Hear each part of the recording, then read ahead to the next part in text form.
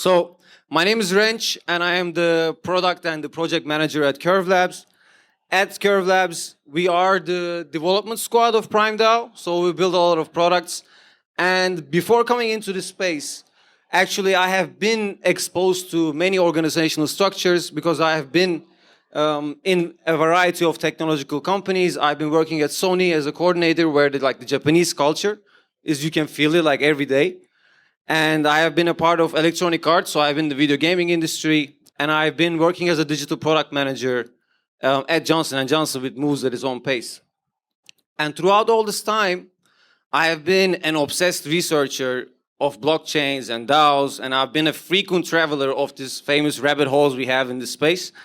And the more I looked into DAOs, the more intrigued I became, and the more I started asking questions about it. I was wondering, like, how can a decentralized, democratized, technology-based, fast-paced moving entity can be operationally efficient at the same time? So that's why I think this is the perfect time. You guys are the perfect audience to have this conversation, because today we're going to talk about the organizational structures of DAOs and how we can improve them. We're going to take a bit of a critical and a humanitarian approach to DAOs. We're going to start by talking about where we are right now. We're going to try to identify the current pain points. And then we're going to talk about where do we need to go, where we're going to take a look at evolution of organizational architecture.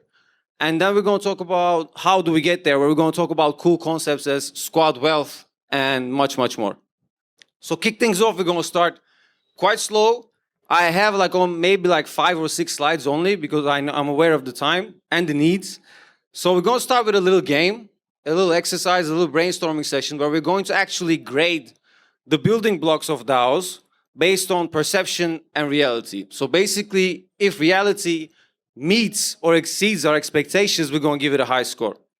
If it doesn't exceed our expectations, we're going to give it a low score. And we're going to start with decentralization, because that is where the most of the eyes are. And we all in this room would like to move from centralized to decentralized because we want to distribute power and value. As we distribute power and value, what we want to do is we want to make the flow of knowledge and information much more collaborative, much more open, and much more efficient. And we take pride in designing systems that are censorship-proof, in redemocratizing patterns of human collaboration. And I have never seen a group of people that are more dedicated to decentralization than the Web3 audience here.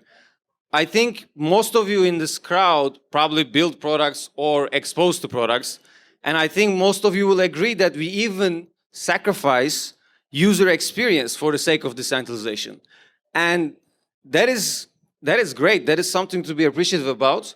And that is absolutely fine because we are still building the layers. We are still building the infrastructure. But for me, what matters is the intent and commitment to decentralization. And for that, I do believe we meet the expectations. So we're going to go ahead and give ourselves a nice pat on the back and start with a high point. And then we're going to talk about autonomy and what it means to be autonomous. And unlike traditional organizations where the rules are applied and needs to be interpreted, here, being autonomous gives us a set of rules that are self-enforced and programmed, which makes us even more unstoppable. And I do believe that, seriously, that the autonomy is embedded into our everyday life and the products we build. This is the reason why we have tooling in this ecosystem. Leveraging the tools we create to align incentives of a large group of people faster than ever before is making a big impact. And we are taking down barriers of cost, we are taking down barriers of complexity. We are taking down all the barriers we can with autonomy. And from that point on, I do believe that we actually exceed expectations, and we're going to give ourselves another high score. And then we're going to talk about organizations, and this is the main topic of today. I do believe that we don't spend as much time as in organizations as we do with decentralization and autonomy. And it's no lie, I think we're not such a big fans of structure. I think there's a lot of free spirits in this room that doesn't like structures, and that is completely fine. But in the past few months, I've been exposed to a lot of DAOs and a lot of layers of DAOs. and we held user interviews, we did market research to find the perfect product fit for our DAO to DAO tool to understand like what is the problem of DAOs right now. And all the DAO members we talked to, all the DAOists, all the people we talked to, they highlighted a couple of pain points consistently, which is lack of coordination, lack of communication, and lack of clear roles and responsibilities. Thank you, thank you. It feels good to know that I'm hitting the spot right now. But if you think about it, it does feel quite odd for us to be slacking so much on those things, because at the end of the day, all those problems have to do with people and organizations. And to me, the organization is the biggest building block of a DAO, because we talk about decentralization and the technology, and it is a wow factor. We talk about being autonomous as a liberating characteristic. That's all good. But at the end of the day, if you don't have the right people and the right organization behind it, those things don't matter. It's the people who put the meaning behind the DAOs. So I have this great quote by Michael Zargum, and I know that TEC people are here, a lot of people are here, and a lot of people know him. I think it perfectly summarizes the points that I'm trying to make, and this is how we're going to close the first chapter. Let's read through it together. He says, we are participating in the adaptation of this organization. If we do a good job, it stays within our needs and norms. It is literally co-evolving with us. It is not a magic piece of technology we fly around like a spaceship. It is actually us and that thing. If it gets out of our alignment, we are going to have problems. And I think this part is the critical part. Remembering that we are a part of the system is a really important part of building and maintaining DAOs. I think this really wraps up the pain points part in a perfect way. And with that being said, we're going to move away from analyzing the current pain points to where do we need to go and what needs to be done. Because at the end of the day, as DAOs, we have this claim of being the future of organizations, right? In order to be the future of organizations, we need to first operationally excel the previous versions, the legacy versions. And for that, we need to be productive. Because at the end of the day, the products we build and the productivity that we show is the thing that triggers adoption. And the question we need to ask here is, how do we enhance production while taking care of the people who are the engines of productivity? And we have listened to amazing things like sprints, and I do believe that, implementing processes for clear development, clear research, clear support systems is key.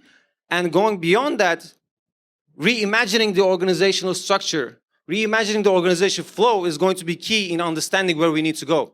And with that being said, we're going to step into our second exercise, second brainstorming session together, where we're going to take a look at the evolution of organizational architecture to today.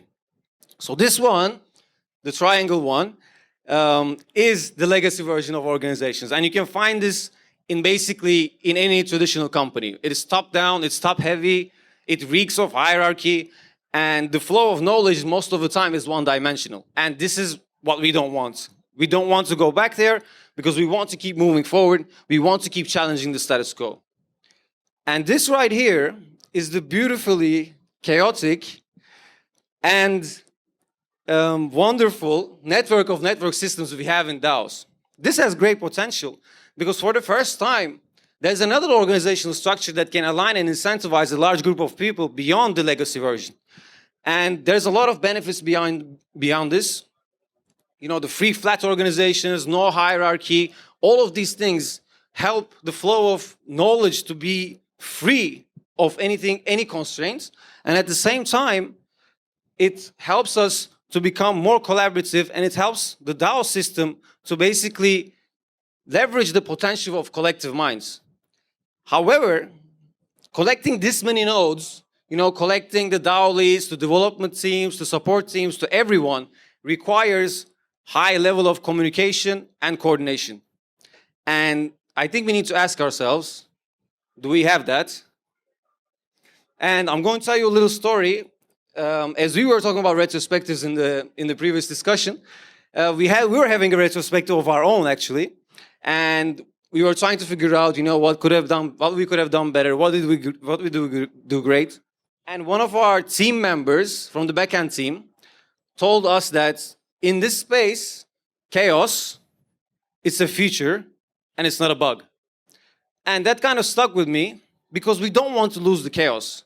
What we want is productive chaos. Conway's law states that organizations which design systems are constrained to produce designs which are copies of the communication structures of these organizations. So what does that mean? That means that a dysfunctional organization is going to produce underwhelming results, while an organization that churns in harmony is going to do incredible things.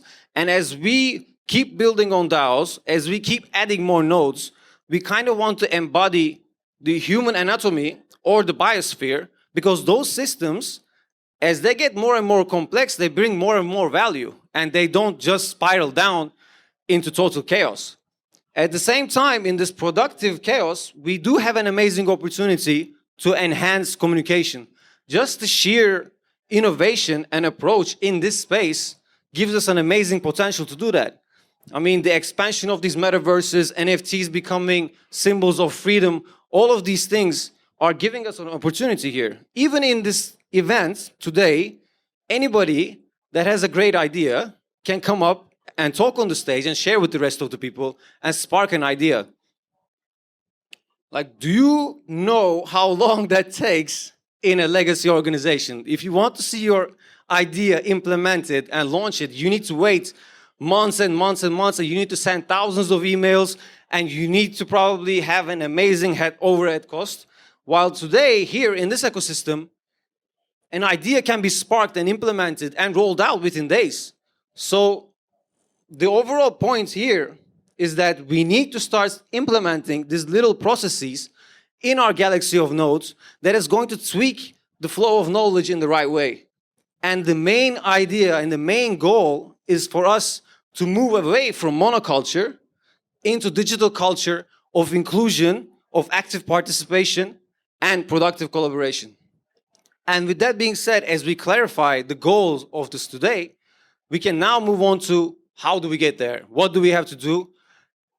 Because as we include more and more nodes into our complex system, the system needs, the DAO needs and requirements is going to evolve exponentially. And we need to have the proper infrastructure, the proper system for both organizations and the talents to be deployed and for individuals to exceed their potential. And for that, we need to have the proper game design to basically able to be fruitful in our collaborations and within DAOs and between DAOs. And this approach is why we build products in PrimeDAO. This approach is how we build products in PrimeDAO. We want to experiment with diversification of capital, of treasury, of operation, so we are building the necessary interfaces and protocols. We are building this DAO-to-DAO tool that's not only going to facilitate communication, but it's also going to transform these back and forwards into productive assets by providing seamless on-chain execution of functionalities like joint ventures and token swaps. What else do we need? We need matchmaking algorithms for skillful agents in the system. That's why we're working with the great minds in block science to come up with concepts like the proposal inverter. The proposal inverter basically flips the whole system of funding a research on its head. Because right now, ironically, what we do is there's an intellectual person, there's a creative mind who has an amazing idea, and we ask that person to go DAO to DAO, DAO to DAO, and ask for money. And we waste this time like that, we waste the potential like that. And what we are doing with the proposal inverter is we put that responsibility on the DAOs who's going to be leveraging this research, who's going to be leveraging the intellectual. In closing, I'm going to talk about squad wealth, and this is going to help us highlight everything into a point where we can clearly see how this is going to help the DAO ecosystem as a whole and how it's going to uplift us.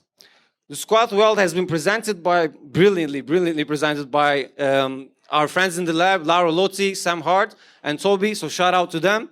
And it has these layers that you need to get through before you get to wealth.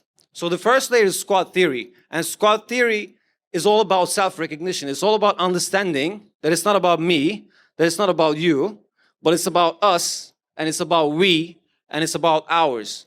And once we go to squad theory, then we have squad space. And squad space is the ecosystem that we are living in right now, is our reality, which is basically taking down the barriers of distance and communication because of the closeness of the network system.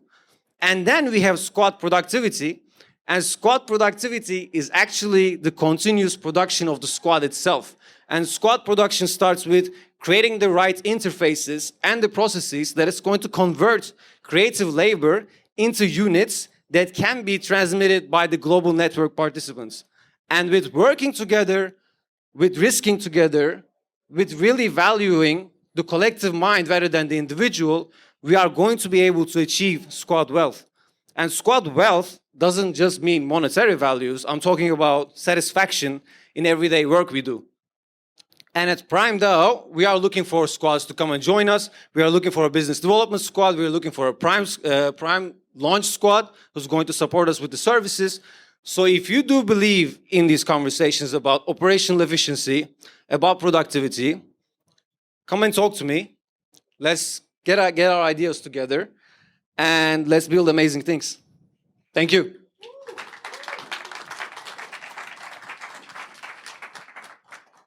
Awesome. Thanks, Renc, man. Really appreciate it. I think we have time for like one, maybe two questions. So if folks want to come up and speak at the mic so that the folks in the live stream can hear us, that'd be great. Yeah, I'd love to learn more about the matchmaking algorithms. Like, are you referring to previous examples in like how it's been done in medical schools and hospitals? Because this is not the first time matchmaking is being done. So what are you really looking towards as a reference? That's a great question, man. Thank you for the question. So the matchmaking algorithms I'm referring to are basically helping us to help individuals exceed their potential by taking the unnecessary burden, unnecessary waste of time that they are going through doing unnecessary things. This is what we are testing with the proposal inverter, where basically instead of a researcher going to DAO and looking for money, it's DAOs who provide continuous liquidity to that researcher, and that researcher is freed of this burden, and he can work for a year, for example, without thinking about money, and he can just create. Awesome. Well, thanks so much, man. Thank Appreciate you, it. guys.